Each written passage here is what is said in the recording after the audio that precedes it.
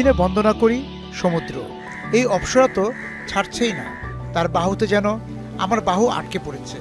সমুদ্র দেখা নতুন নয়, তবে এই যাত্রায় মনে হচ্ছে তার লুকানো রূপের প্রদর্শন চলছে। অপ্সরা একা নয়, সহচরীরাও আছেন। জল জঙ্গলের দ্বৈত নৃত্যের সাথী হয় আকাশও। উত্তাল সমুদ্র পাখিকে বলে, দে উড়াল, ছুঁয়ে দেখ আকাশ। ইচ্ছে করে ওদের সঙ্গী হই। ইচ্ছেরা শুধু ইচ্ছেই পুষে রাখতে পারে, তাই রানী রাসমণি ঘাটের রূপ শুধু উপভোগের পাতেই রেখে দেয়। নৈশব্দ যেন সেই পাতের সন্দেশ। আমাদের পরিবারের যৌথতা ছিল, উঠোন ছিল বড়, ময়দানও ছিল বিশালতা, নদীর এপার ওপার দেখা যেত না। সেই জীবন আমাদের কীভাবে সংকীর্ণ শুরু হয়ে গেল আমরা হয়তো বুঝতেই পারিনি, কিন্তু তারপরও আমাদের আবার সেই বিশালতার কাছে ফেরার একটি তাড়া আছে, একটি তাড়না আছে।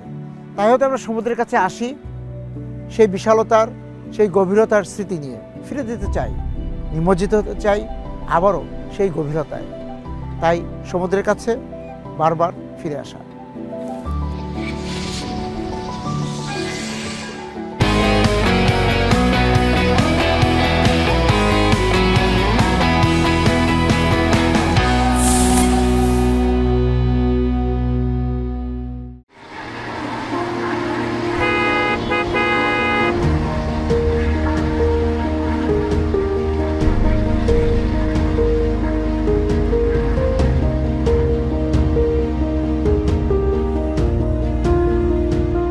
মানব হবার স্বাদ জেগেছিল স্কুল ময়দানে। পায়ে হেঁটে বাড়ি থেকে স্কুলে যাওয়ার পথে বেশ কয়েকবার সেলাই দাদা দিদিমণিদের সঙ্গে প্রতিযোগিতায় নেমে দমে টিকতে পারিনি। তারপরও কারখানামুখী শ্রমিকদের সঙ্গে পায়ে পা মিলিয়ে চলার চেষ্টা করি, সুযোগ পেলেই হাঁপিয়ে উঠে নিজে থেকেই হয়তো সরে পড়ি। তবে এই হাঁটায় ভ্রাম্যমান আড্ডা বেশ জমে। এক সকালে চট্টগ্রাম ইপিজেডে এমন এক আড্ডাই জমে উঠেছিল।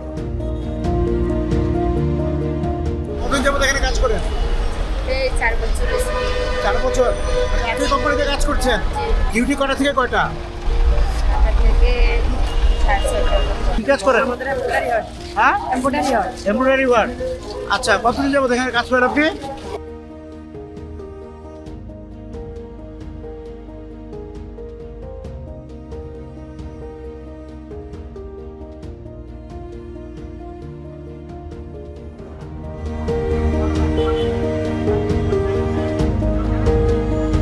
আপনার কি কি সুবিধা ঘাটতি আছে বা কমতি আছে? কমতি নেই, সুবিধা আছে। আপনার যার একটা সুবিধা নিতে হয়। হ্যাঁ, যার একটা সুবিধা নিতে হয় আর কি। মানে একটা লাঞ্চ দেয় আমাদের এখানে, এইটুকু আর কি। মানে এক জায়গায় লাঞ্চ দেয়, আরেক জায়গায় আপনার এখানে লাঞ্চ দেয় না?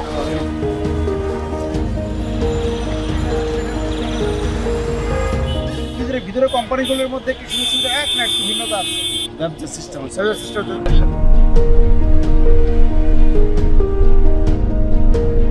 সে হাঁটা পথেই কিছু কিছু পণ্যের নাম শুনে কৌতূহল জেগে উঠেছিল।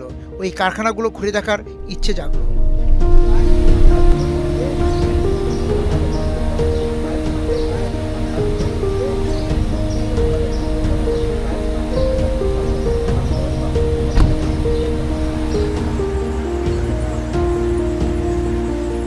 বাংলাদেশে জাপানি প্রযুক্তিতে তৈরি হচ্ছে ক্যামেরার লেন্স।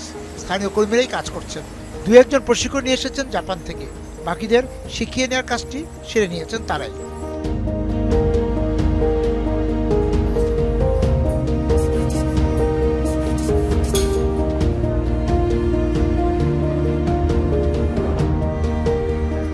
এই কারখানার উৎপাদন প্রক্রিয়া সম্পর্কে জানতে চাচ্ছি।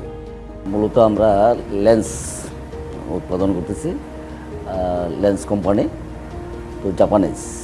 ওভারঅল সব লেন্সে আমরা মোটামুটি যেগুলো ক্রিটিক্যাল জাতীয় লেন্স করতেছি। এই যে যারা এখানে কাজ করছে কর্মীরা, তাদের প্রশিক্ষণ কীভাবে? কারণ এটা তো খুব সূক্ষ্ম এবং খুবই একটা কারিগরি কাজ। যদিও ওরা ফার্স্ট টাইম শিখে আসে নাই, কিন্তু আমরা ওদেরকে ট্রেন আপ করি। ট্রেন আপ করলে আস্তে আস্তে ওরা শিখে যাচ্ছে। জাপানে নিয়ে কি কাউকে প্রশিক্ষণ দেওয়া হয়েছে ওখানে? হ্যাঁ, আমিও গিয়েছিলাম, তারপরে আরও অনেকে গিয়েছে, আমার কলিগরা গিয়েছে। কর্মীর সংখ্যা কত? 12 থেকে 1500। আর উৎপাদন প্রতি মাসে বা বাৎসরিক বা প্রতিদিনের উৎপাদন কীরকম হয়? প্রতিদিনে উৎপাদন হচ্ছে আমাদের 40,000। কিসের লেন্স এগুলো? এগুলো বিভিন্ন পর্যটকের যেমন সিসি ক্যামেরা, তারপরে মনে করেন ভিডিও, এরকম পার্মানেন্ট যে লেন্সগুলো আছে এই লেন্সগুলো। আচ্ছা, এখান থেকে সবগুলো ওয়াশ করে সবই ক্যামেরা। আপনার এখানে কি তৈরি হয়? TID 3 lens. এটা কিন্তু লেন্স থেকে এক জায়গায় পলিশিং হয় না, এরকম লেন্সটা পলিশিং হয় 7টা জায়গায়। আপনি কত নাম্বার জায়গা? এটা মনে করেন যে আমাদের এটা 2 নম্বর জায়গা। 2 নাম্বার। আরো 5টা জায়গা যাবে। আরো 5টা জায়গা, তারপরে এটা ওকে হবে। তারপরে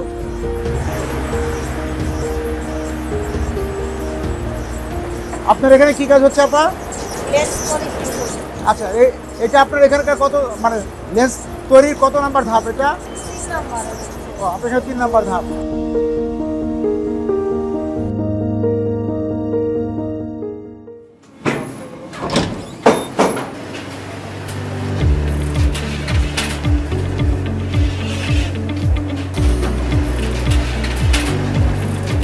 গল্ফ শাফট তৈরিতেও বিশ্ববাজারে চট্টগ্রাম ইপিজেড সুনাম কুড়িয়েছে।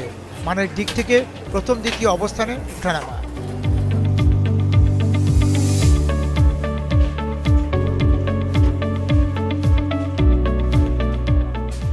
কিভাবে স্টিকগুলি তৈরি হয়? হ্যাঁ, এই যে ওইখান থেকে শুরু হয়েছে। হ্যাঁ, ওজো, বায়ার, মেল, এগুলো হচ্ছে ডাই থেকে সবগুলো। আচ্ছা, ফিনিশ প্রোডাক্ট কি মানে ফিনিশিং কি এখানে হচ্ছে না? ও, ফিনিশ হচ্ছে ওইখানে যে।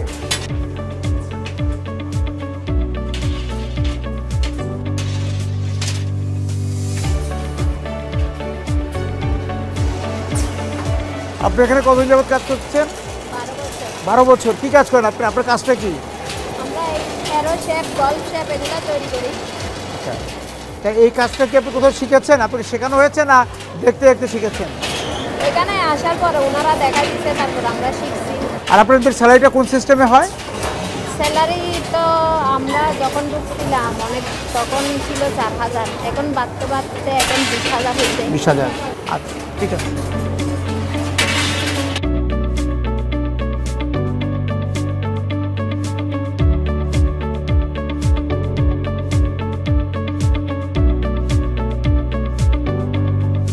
দৈনিক উৎপাদন কত আপনাদের? 9.5 থেকে 10,000 চলে এভরিডে। এখানে কত শ্রমিক কাজ করেন? আমাদের গল্ফ ডিভিশনে এখন 775 জন লোক এখন কাজ করে। এই গল্ফের যে সরঞ্জাম, সেটা তো বাংলাদেশে এই গল্ফ স্টিক শুধু এখানেই হয় নাকি? ইয়েস, বাংলাদেশের অনলি ওয়ান ইন্ডাস্ট্রি। আচ্ছা, এটা কোথায় কোথায় রপ্তানি হচ্ছে? এটা Japan, USA, European country, European ইউনিয়নে এবং চায়নাতে কিছু পরিমাণ অ্যাসেম্বলিংয়ে যায়। অ্যাসেম্বলিংয়ে যেটা জাপান বা ইউএসএ চলে যায়। এখানে এই যে যারা আপনাদের কর্মী আছে, কত কর্মী, তাদেরকে আপনাকে প্রশিক্ষণ দেন কীভাবে? তারা এই কাজটা শিখে কীভাবে? প্রথমে আসার পর আমরা ভিজুয়াল ট্রেনিং দিয়ে থাকি। ভিজুয়াল ট্রেনিংয়ের পরে ট্রেনিং আমরা জব ট্রেনিংয়ে দিই এবং আমাদের সুপারভাইজার কন্টিনিউ সুপারভিশনে রেখে ওনাকে সুন্দরভাবে ট্রেনিং। আমাদের মামিয়া ইউএসটিএম ব্র্যান্ড ওয়ার্ল্ডের নাম্বার 1, নাম্বার 2 এভাবে থাকে। এখানে যে মডেলগুলি দেখছেন ভেরি হাই। আপনাকে ধন্যবাদ। Thank you so much. Thank you.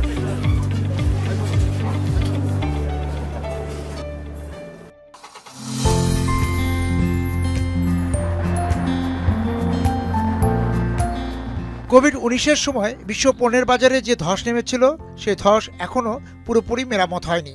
মাঝে রাশিয়া ইউক্রেন যুদ্ধ, ডলার সংকটে পণ্য আমদানি রপ্তানি দুটোতেই মন্দা চলছে। প্রয়োজনীয় পণ্যই আমদানি হচ্ছে কৃচ্ছতা করে। বিলাস পণ্য তো খুবই কম। বিশ্ববাজারের মন্দার কারণে রফতানিতে কাঙ্ক্ষিত জোয়ার আসেনি এখনও।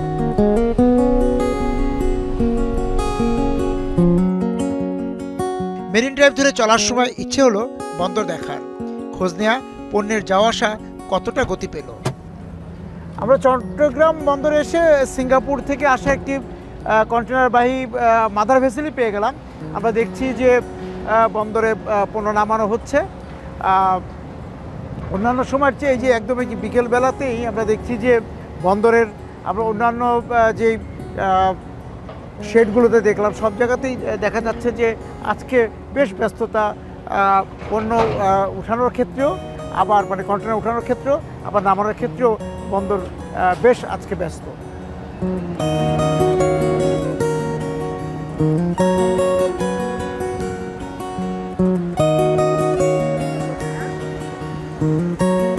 মাদার ভেসেল দেখলাম। মাদার ভেসেল তো সাধারণত দেখা যায় না, এটা একটু বলেন তো।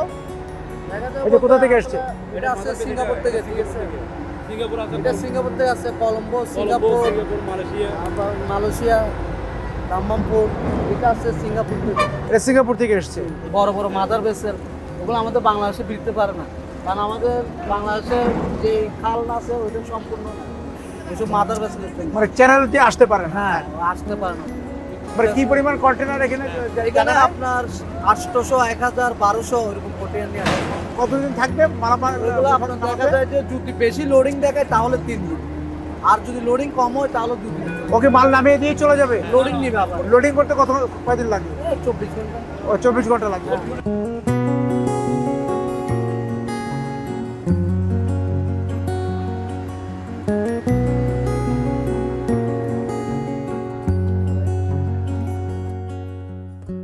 আমদানি রপ্তানি বা পণ্য ওঠানামার কি অবস্থা? না, পণ্য ওঠানামা সব ঠিক আছে, কিন্তু আমদানিটা এখন কম। প্রত্যেকটা জিনিস এখন আমদানিটা কম হচ্ছে, আর আমদানি রপ্তানি দুইটাই কম এখন। কেন?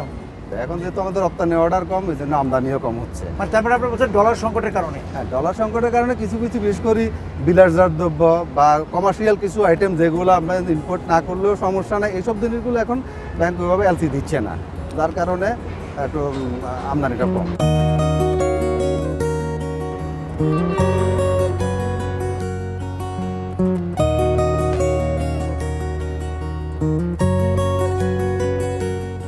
চট্টগ্রাম বন্দরে পণ্যবাহী জাহাজ দেখে তাকিয়েছিলাম তার দিকে অনেকক্ষণ, আর ভাবছিলাম কত অহং তোমার। একদিন তোমার শরীরেও মরচে পড়বে, খণ্ডিত হবে তুমি, দাড়িপাল্লার মাপে বিক্রি হবে। সমুদ্রের বিশালতায় কত ক্ষুদ্র তুমি।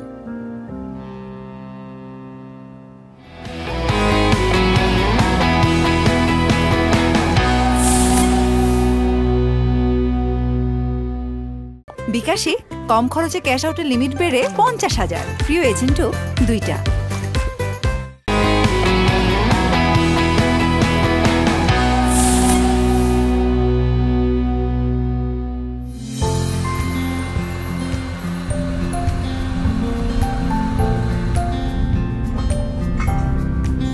জাহাজের অহং যেখানে ভেঙে পড়ে, ভাঙ্গনের সেই উঠোন দেখতে এলাম।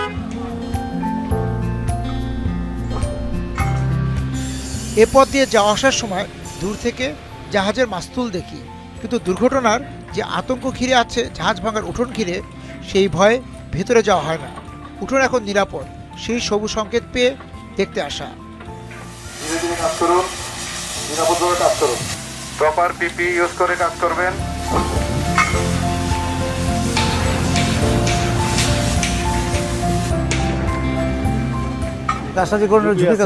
আগে ঝুঁকি ছিল, এখন তো অনেক ঝুঁকি নেই, এখন ঝুঁকি নেই, এখন সবগুলা কেনাই আমি। তখন তো শর্ট বুট ছিল না, আচ্ছা, স্যান্ডেল পরে কাজ করতো। আপনারা দেখছেন বিস্ফোরণ? বিস্ফোরণ আমি দেখছি। হ্যাঁ, কি বলেন তো?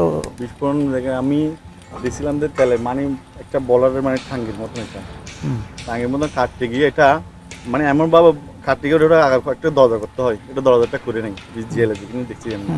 ওটা দরজা না করার পর এটা পুরো করে দিয়েছে, পুরো করে ওটা ধুম করে ফেটে গেছে, ও মানে দাঁত থেকে পড়ে গেছিল। আর আপনাদের যে বেতনটা কিভাবে নির্ধারণ করা হয়? আমার বেতন 15 দিনে 13,800 টাকা। 15 দিন পর কেন দেয়? ওই যে মাসের 2 বার দিলে আমাদের জন্য একটু সুবিধা হয়, ফ্যামিলির জন্য একটু ভালো হয়, সেজন্য মাসের 2 বার বেতন দেওয়া হয়।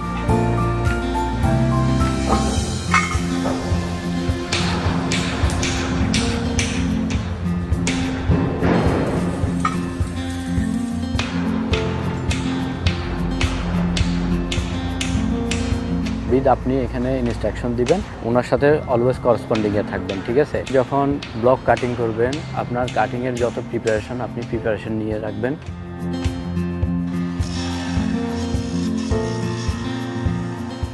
সমুদ্র তীরবর্তী এই জায়গাটায় কতগুলো ইয়ার্ড আছে, শিপিং ইয়ার্ড আপনারা করেছেন? আমাদের ফৌজদারহাট এরিয়া থেকে শুরু করে কুমিরা পর্যন্ত অলমোস্ট 130টার মতো রেজিস্টার্ড শিপইয়ার্ড আছে। তবে এখানে বর্তমানে চলমান আছে প্রায় 30 থেকে 40 এই ধরনের।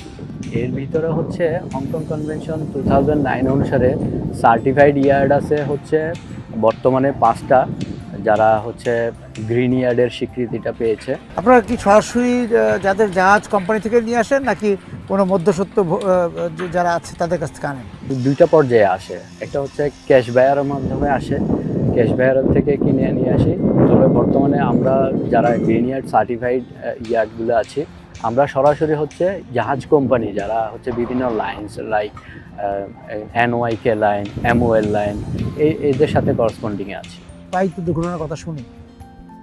আমরা হংকং কনভেনশন 2009 অনুসারে কাজ করছি, যেখানে শ্রমিকদের জন্য স্বাস্থ্য সুরক্ষা এবং পরিবেশের সব ধরনের নিয়ম নীতি মেনে চলে কাজ করি আমরা। একটা জাহাজ কাটতে আপনাদের কতটুকু সময় লাগে? যদি ওই এটা ডিপেন্ড করে কতটুকু ওজন। ধরেন এই জাহাজটা হচ্ছে প্রায় 23,000 টনের মতো। এই জাহাজটা আমরা কাটতে লাগবে হচ্ছে 4 থেকে 5 মাস আমাদের সময় লাগবে। ধন্যবাদ।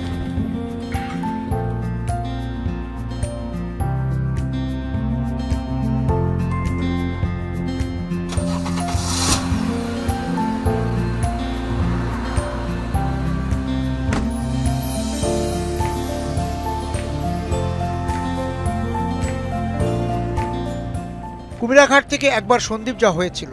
এই ঘাটের কাছে নৌ দুর্ঘটনার সূত্র ধরে ঘাটের কাছাকাছি এসে জানার ইচ্ছে জাগলো সমুদ্র পাড়ি দিয়ে সন্দ্বীপ যাত্রার দিন বদলালো কিনা। এই যে আপনার পরিবার নিয়ে যান, এই যে সন্দ্বীপ, এই দরিয়া পাড়ি দিয়ে কি অভিজ্ঞতা?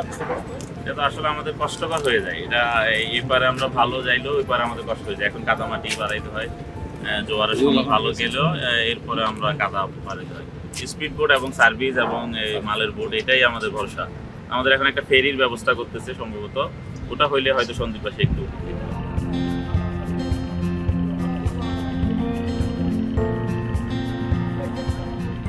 যাতায়াতে কি সমস্যা হয় সেটা একটু বলেন তো। এখন যদি যাই, হ্যাঁ, আপনি যদি একটু লেট করে যান, এই মৌসুমে ঠিক আছে, কিন্তু অন্যান্য মৌসুমে কষ্ট। কিন্তু ওই যে ফেরি বা লঞ্চ এগুলো তো নাই, আদার্স আর কিছু নাই, মানে পুরো একটা দ্বীপ এই স্পিড বোটের উপরে ডিপেন্ড। রুগীদের জন্য এখানে 5 প্রায়োরিটি দেন, তারপর হচ্ছে যে আপনার প্রবাসীদের জন্য, আচ্ছা, ওনাদের জন্য ভিআইপি, আচ্ছা, ওনাদেরকে যত তাড়াতাড়ি দেওয়া যায় আগে চলে যেতে পারে। আচ্ছা, বোট কয়টা? বোট আছে এখানে আমাদের প্রায় বোট আছে 12-14টা বোট। এই যে স্পিড বোট কতক্ষণ চলে? এখানে আমাদের সকাল 6টা থেকে সন্ধ্যা 5টা। আচ্ছা, এই তাহলে তো রাতে সন্দ্বীপের সঙ্গে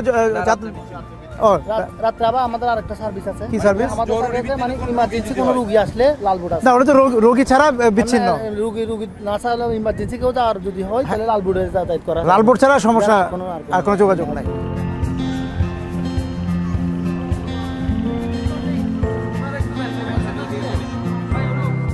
টিকিটের জন্য ঘন্টায় ঘন্টায় লাইনে দাঁড়িয়ে থাকতে হয়।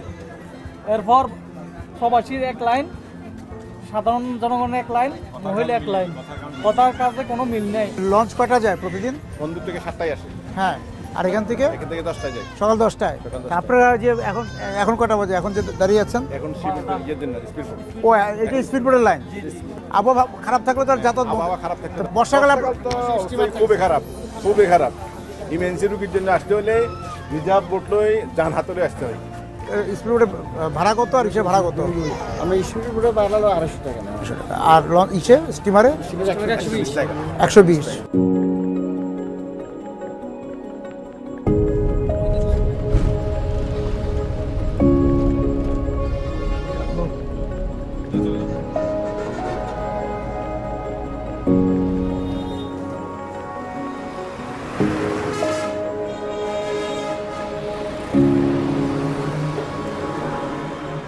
পথে নামলে তারা থাকে গন্তব্যে পৌঁছানোর। সেই তারাতে অনেক দিন 12 আউলিয়ার মাজারে নামা হয় না। আজ এখানে ক্ষণিক বিরতি নেয়া।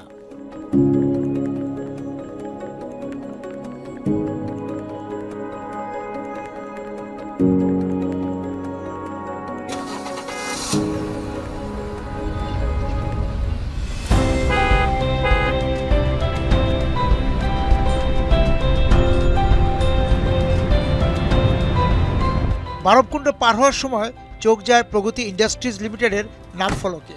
বাংলাদেশে এখন কয়েকটি বেসরকারি প্রতিষ্ঠান গাড়ি সংযোজন করছে। তাদের সবার চেয়ে কয়েক ধাপ এগিয়ে সরকারি এই প্রতিষ্ঠানটি। 1966 সালে ইংল্যান্ডের জেনারেল মোটরসের কারিগরি সহযোগিতায় গাড়ি তৈরির জন্য ব্যক্তি মালিকানায় গান্ধারা ইন্ডাস্ট্রিজ লিমিটেড প্রতিষ্ঠিত হয়।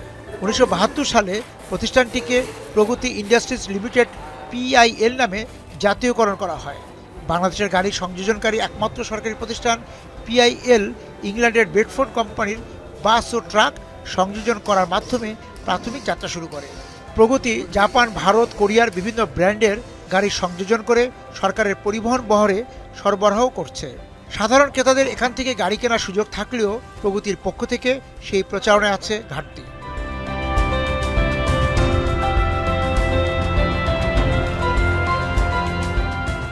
এটা কি গাড়ি? UX MY20 Mitsubishi. আচ্ছা, এগুলি কিভাবে আসে আপনাদের এখানে? এই চেসিসগুলো আসে, সবগুলো পার্টস আলাদা আলাদা আছে। এখান থেকে আমরা কাজ করে নিচে নামাই, তারপরে এখানে ইঞ্জিন ফিটিং হয়। আর টোটাল পুরো একটা গাড়ি হতে কয়দিন লাগে? ওইটা মানে আপনার সকাল থেকে 5টা রাত পর্যন্ত 3টা গাড়ি রান হয়। এটা হচ্ছে ফার্স্ট স্টেজ, চেসিস লাইন। তারপরে হচ্ছে আপনার এই পাশে একটা টিম লাইন, ওই পাশে হচ্ছে ফাইনাল, একদম লাস্ট স্টেজ যেটা গাড়ি একদম তৈরি হয়ে কিউসি দিয়ে একদম বের হয়ে যাবে। মানে একদিনে তিনটা গাড়ি একদম আপনার মানে রোডে রান হবে। ওই জাপানিজ বা ওই যে কোরিয়ানরা এসে দেখিয়ে যায় নাকি?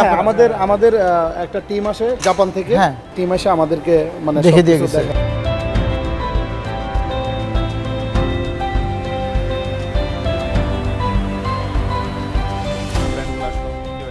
গাড়ি সংযোজন কি পরিমাণ করছেন বছরে? গভর্নমেন্ট সেক্টরে যে রিকোয়ারমেন্ট সেটা মেকআপ করাটাই হচ্ছে আমাদের কাজ। 1000 পার ইয়ার আমাদের রেকর্ড আছে, 1200 আমাদের আছে।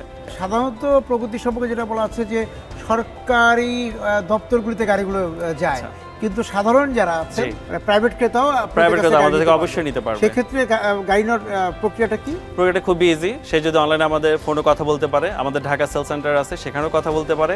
নাসিরাবাদ আমাদের একদম শহরের প্রাণকেন্দ্র যেটা বলা যায়। বাজারের সাথে দামের তুলনা না, তুলনা তো অবশ্যই এটা কম পড়বে, যেহেতু এটা আমরা এখানে অ্যাসেম্বল করছি, এটা ইয়াকার না, তো ট্যাক্স এবং ভ্যাট ওইটার পারপাস যেটা আছে অবশ্যই প্রাইস কম পাবে।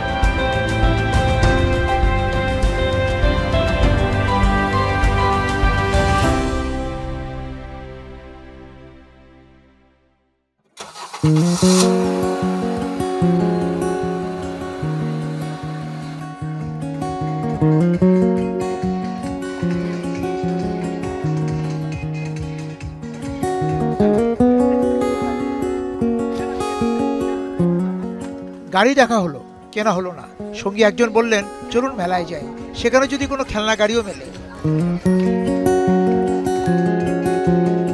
হাটহাজারী গ্রামীণ মেলায় এলাম। পুরো মেলা চক্কর দিয়েও গ্রামের হাওয়া গায়ে মাখতে পারলাম না, দু একটি ধুলিকণা চোখে পড়া ছাড়া। গ্রামীণ মেলা, কিন্তু আমি তো গ্রামের শুধু এই মাটির জিনিস আর দু একটা জিনিস, আর সব তো এই শহরের জিনিস।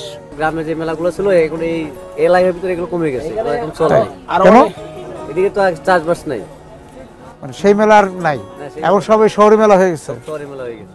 তাহলে এখন মানুষ কি নিতে চায়? এখন নিত্য নতুন, যেমন মনে এই যে আপনার কসমেটিক, কোকারিস, প্লাস্টিক, এগুলো চাহিদা বেশি। আচ্ছা, কিন্তু আগের কুটির শিল্পের প্রতি মানুষের আগ্রহ নাই, চাহিদা নাই, প্লাস্টিক জাতীয় চাহিদা বেশি। তাই মাটির প্রতি আবার আগ্রহ আগে থেকে, মাটিতে আবার আগ্রহ আছে।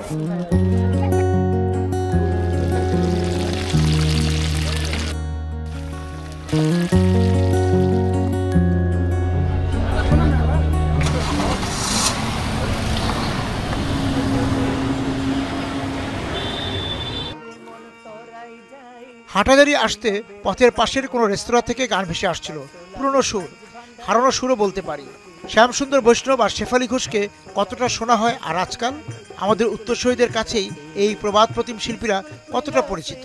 ধারের কাছে বাড়ি শুনে শ্যামসুন্দর বৈষ্ণবের আঙ্গিনায় গিয়ে হাজির। মাইজ ভান্ডারের গান অঘ্রাণের সেই সন্ধ্যায় বাড়তি পাওনা।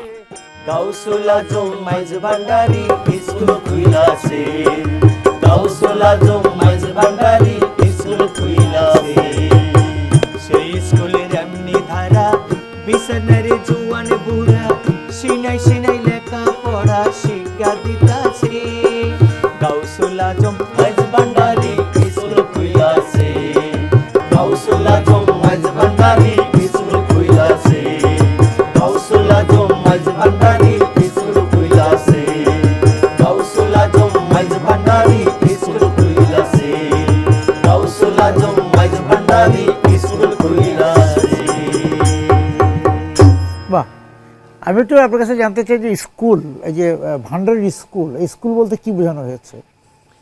এই যে মাইজ ভান্ডারিতে যে আশেক মেলা হয়, স্কুলে যেমন ছাত্রছাত্রী যায়, সেখানে যারা আশেক বৃন্দ যায়, বক্তবৃন্দ যায়, ওদেরকেও স্কুল হিসেবে বোঝাচ্ছে আর কি, ছাত্রছাত্রীর মতো। চট্টগ্রামের যে মাইজবান্ডির সুফিবাদ, এই সুফিবাদের বর্তমানে এই সুফিবাদকে কতটা ধারণ করে আছে? যেটা মাইজ ভান্ডারি গান আমরা করি, মরমী গান, কেউ মরমী গান বলে, কেউ মাইজ ভান্ডারি গান বলে, কিন্তু এটা হচ্ছে যে পুরোপুরি সুফিবাদে। যারা সুফিবাদে বিশ্বাসী, ওখানে হিন্দু, মুসলিম, বৌদ্ধ, খ্রিস্টান 36 জাতির জন্য তাদের দুয়ারটা খোলা। ওখানে কোনো জাত ভেদাভেদ নেই। শামসুদ্দৌর বৈষ্ণবদের বাড়িতে আছে, চট্টগ্রামের গান বলতে, আঞ্চলিক গান বলতে তো ওনাকে দিয়েই উপস্থাপন। সেই গান একটা যদি শুনি, ওনার সেই বিখ্যাত গানটি। শ্যামসুন্দর বৈষ্ণব, শেফালি ঘোষ একটা জুটি ছিল। হ্যাঁ, আমরা ওই দুজনকে উদ্দেশ্য করে এই গানটা গাইব। বানুরে অবানু আই যাইম রেঙ্গুন সরক পাল্লাই আইনম কি, আই যাইম রেঙ্গুন সরক পাল্লাই আইনম কি।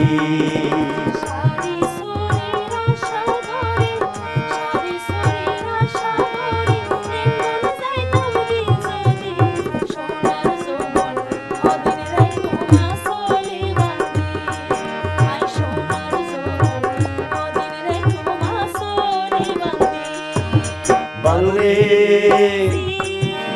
অবানু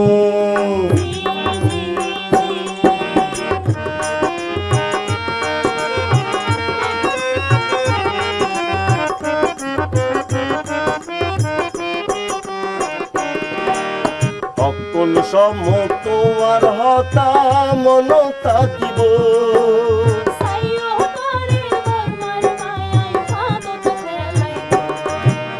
বারমার মাইয়া কি গরিব আই যদি ঠিক থাকি, বারমার মাইয়া কি গরিব আই যদি ঠিক থাকি।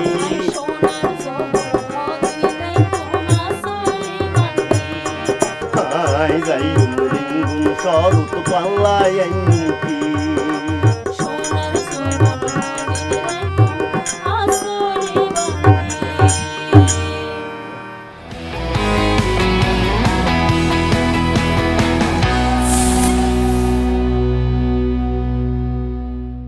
বিকাশে কম খরচে ক্যাশ আউটের লিমিট বেড়ে 50,000, প্রিয় এজেন্টও 2টা।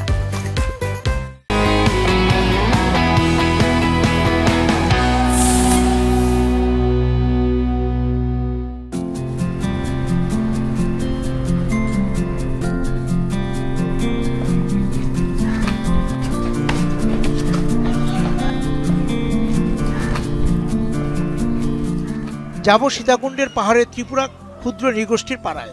পথে ডাক পড়ল এক খামার থেকে। খামার মালিক তার শখের মুরগি, দুম্বা এবং ছাগলের খামার দেখাবেন। শখের খামার এখন পুরোই বাণিজ্যিক। পৃথিবীর বিভিন্ন দেশ থেকে দুম্বা, ছাগল এবং মুরগি সংগ্রহ করছেন, প্রজনন করে স্থানীয় বাজারে সরবরাহও করা হচ্ছে। ভিনদেশি কিছু মুরগি দেখে চোখ জুড়াবেই। এইগুলো হচ্ছে বেসিক্যালি হার্লি কুইন পার্সিয়ান জাতের দুম্বা আর কি। আচ্ছা আচ্ছা। এই দুম্বাটা বাংলাদেশে ভেরি রেয়ার। দুম্বার যে খামার, এই দুম্বার খামার করার কথাটা কিভাবে আসলো? 2021-এ আফটার কোভিড আমরা একটা ভ্যাকেশনে যাই, মানে গাজীপুর একটা রিসর্টে। তো ওরা একটা মিনি জু করেছিল আর কি, যেখানে সব ধরনের আনকমন ইভেন হর্সও ছিল, যাই অ্যানিমালস আছে সবগুলো ওরা সেল করে। দুম্বা কি শুধু এই যে আমাদের যে কোরবানিতে বিক্রির জন্য রেখে দিলেন, নাকি দুম্বার মাংস বিক্রি শুরু করলেন? আমি বেসিক্যালি আমি তো মেল এন্ড ফিমেল মিলাই নিয়েছি। ফিমেল আমি কখনো সেল করি না পারতপক্ষে। মেল যদি হয়, অ্যাক্সেস হয় মেল, তো আমার এত দরকার নেই। আমি 1:5 রেশিও মেনটেন করি। আমি একটা মেলের জন্য 5টা ফিমেল রাখি। তো মেল যেগুলো হয়, যদি এক্সেস মেল থাকে, ওগুলোকে আমি প্রিপেয়ার করি হচ্ছে কোরবানির জন্য। কোরবানে চিটংয়ে একটু লোয়ার মার্কেট, কিন্তু কম্পারেটিভলি ঢাকায় একটু হায়ার মার্কেট। যারা দুম্বা সেল করে কোরবানে ডিউরিং কোরবান, ওরা নিয়ে যায়। প্রি অর্ডার থাকে যে আমি এই কোরবানে একটা নিব, ওরকম আমি কিছু সেল করি। আর বাই দ্য টাইম ব্রিডিং করে আমি বাড়াচ্ছি। মাংস বিক্রি করেন না? মাংস আমি এখনো পর্যন্ত যাইনি। তবে আর দেশের বাইরে তো বিক্রি করছেন না? করছেন? দেশের বাইরে আমি অলরেডি চেষ্টা করছি যে, বাট ওদের তো বাল্ক অ্যাটলিস্ট 1 কন্টেইনার হইতে হবে। এখন আমার যে কোয়ান্টিটি আছে 60 থেকে 70। মুরগিও দেখলাম আপনাদের। হ্যাঁ, আমার লেয়ার চিকেন ফার্ম আছে।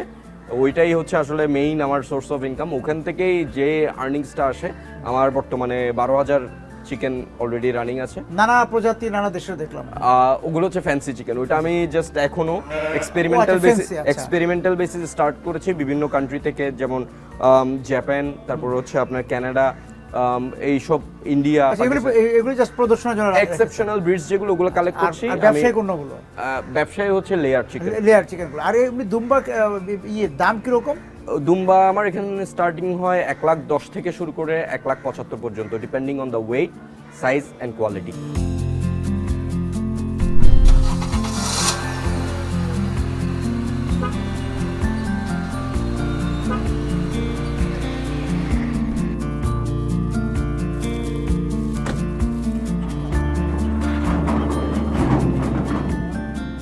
সীতাকুণ্ড, বারাবকুণ্ড, কুমিরা পথের দুই পাশে গড়ে উঠেছে নিত্য নতুন শিল্প কারখানা।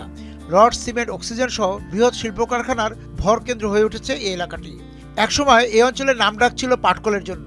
রাষ্ট্রীয় 4টি সহ এখানে বেসরকারি পাটকলও রয়েছে, কিন্তু বড় আকারের ছিল রাষ্ট্রীয় 4টি পাটকল। 2020 সাল থেকে ওই পাটকলগুলোতে উৎপাদন বন্ধ রয়েছে। পাটকল এলাকায় নেমে এসেছে স্থবিরতা।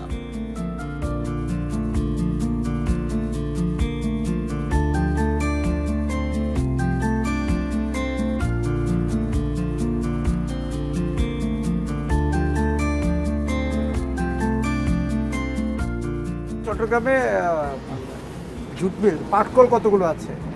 সরকারি বেসরকারি 17টি পাটকল আছে, সরকারি বা বেসরকারি। কি অবস্থা সেই পাটকলগুলোর এখন? রাষ্ট্র বেসরকারি বেসরকারি সব পাটকলই বন্ধ, এবং বেসরকারি পাটকলগুলো তো আগেই হোল্ডিং করেছিল। চট্টগ্রামে যে এই যে পাটকলের ইতিহাসটা যদি একটু বলেন।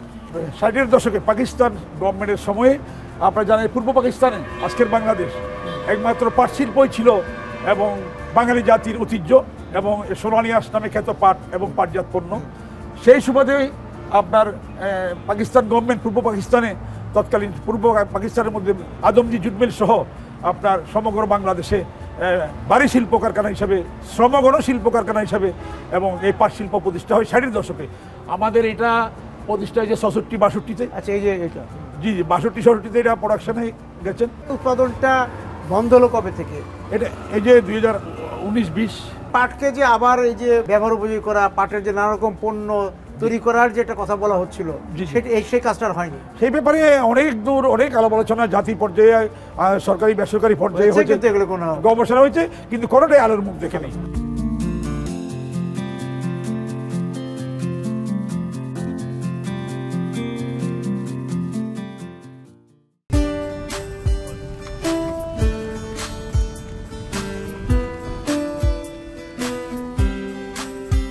স্থবির জীবন থেকে চঞ্চল প্রকৃতির কাছে যেতে চাই। রওনা হই ত্রিপুরাদের পাড়ায়, কিন্তু পথে আবার বিরতি দিতে হয় সীতাকুণ্ডের ইকো পার্কের পাহাড় থেকে সূর্যের অস্ত যাওয়ার লোভে পড়ে।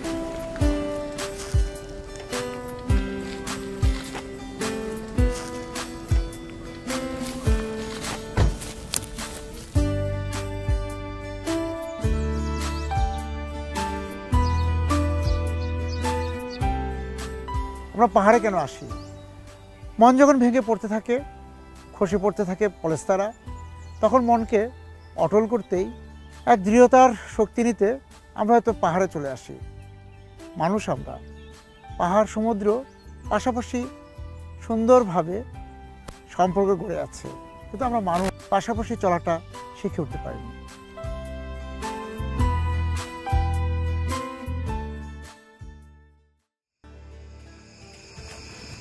সূর্য গেল অস্তাচলে, আধার ডিঙ্গি আমরা রওনা হলাম পাহাড়ের দিকে। অগ্রহায়ণের শীর্ণ ঝর্ণা ও মেঠোপথ পেরিয়ে পৌঁছি ত্রিপুরাদের গ্রামে। এক ঘর থেকে ভেসে আসছিল শিশুদের পাটের ধ্বনি। সেই ধ্বনিতে ভেসে আমরা ত্রিপুরা গ্রামে।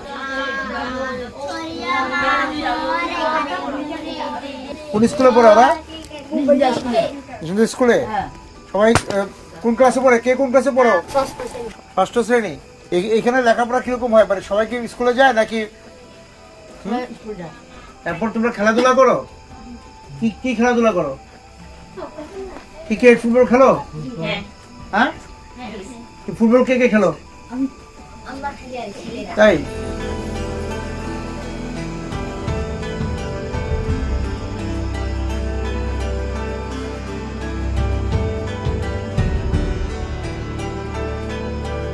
টিপরাতে যারা এই যে মহিলারা আছেন তারা কি কাজ করে? পাহাড়ে সবজি কাজ, ডিপ করলা, বেগুন, মরিচ, আবার সমতলে কাজ করে বাড়িতে? বাঙালির কাজ, কাজ করে। বাঙালিদের কাজ করে? বাঙালিদের কি কাজ করে? সবজি তুলে গোড়া ধান কাটা, সবজি তুলে। আপনাদের পাড়ার ছেলেমেয়েরা কি ই করে, কৃষি কাজ করে না কিসে চলে যাচ্ছে, অন্য চাকরিতে চলে যাচ্ছে? চাকরি করে, লেখাপড়া করা দিয়ে কৃষি কাজ করতে চায় না কেন? কম করে, লেখাপড়া করে না। করে না? করাই লেখাপড়া, কৃষি কাজ করেন না। এই যে আপনাদের টিপরাদের যে খাবার দাবার ছিল, তারপর পোশাক আশাক ছিল, এগুলি বদলে গেছে না? হ্যাঁ, কিভাবে বদলে গেল, কেন? প্যান্ট করে, সেলোয়ার, কামিজ দিলাম। এগুলি পরে আর আগে কি পড়তো? আগে তো থামি। জুম চাষ আর এখন করেন না কেন? করে নাই মানে এগুলা আমরা এই বছর করছি না, আগামী বছর এক জায়গায় করতে হয়। এভাবে মনে করো জুমটা, পাহাড়টা কি অধ্বংস হয়ে যায়, পাহাড়ের বল খাই ফেলে। জুম চাষের জায়গা কমলো কেমনে? এখানে গাছ কাটা যায়, গাছের নিচে তো আর কি ফসল হবে না, সেই জন্য গাছ কাটা যাওয়ার জন্য মানে জুম চাষ করতে দেন না। এখন আপনার সবকিছু আলাদা আলাদা চাষ করে? আলাদা আলাদা। এই মনে করো বেগুন, মরিচ। আপনাদের ত্রিপুরাদের যে খাবার দাবার ছিল, সেই খাবার দাবার তো এখন আর খান না? আগে খাইতো, জুম করতাম, জুমের চাষ এগুলো খেতাম। এখন জুম চাষ নাই, এখন বাজার থেকে কিনে খেয়েছি। তো ত্রিপুরাদের খাবার তৈরি করে না কেন? খাবার কেমনি তৈরি করবে? খাবার তৈরি করতে গেলাম, পাহাড় ধ্বংস হয়ে যেতেছে। এখন এই আপনাদের এই পাড়া আগে কতজন ত্রিপুরা ছিল আর এখন কতজন আছে? আগে আসছিল আমরা 60-65 পরিবার আছে। এখন এখানে সরকারিভাবে যে দরকার, হ্যাঁ, ওখানে 15 পরিবার এখানে গেছি। আর এখন আছে? এখন মনে করো 50 আছে।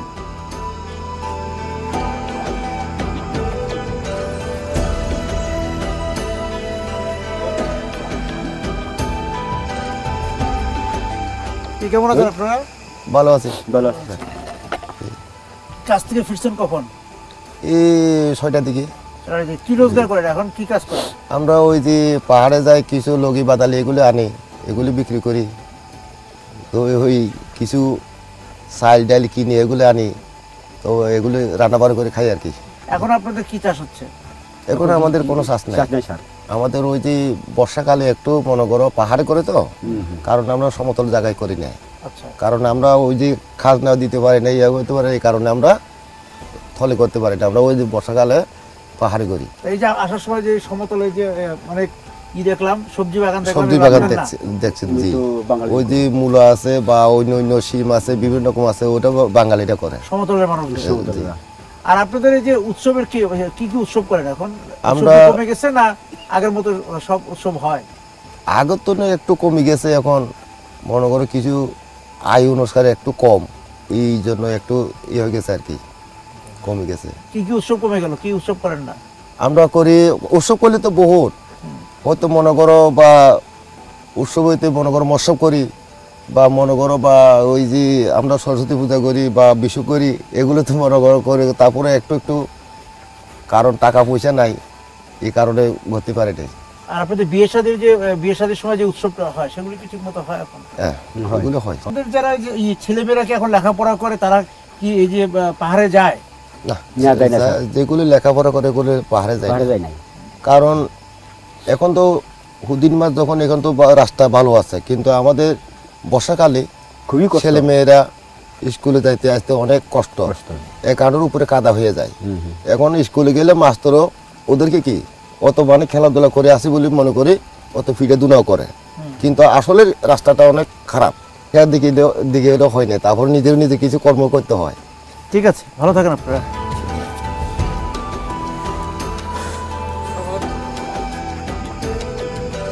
আমাদের এই চলা আধার পেরিয়ে রোদে যাব।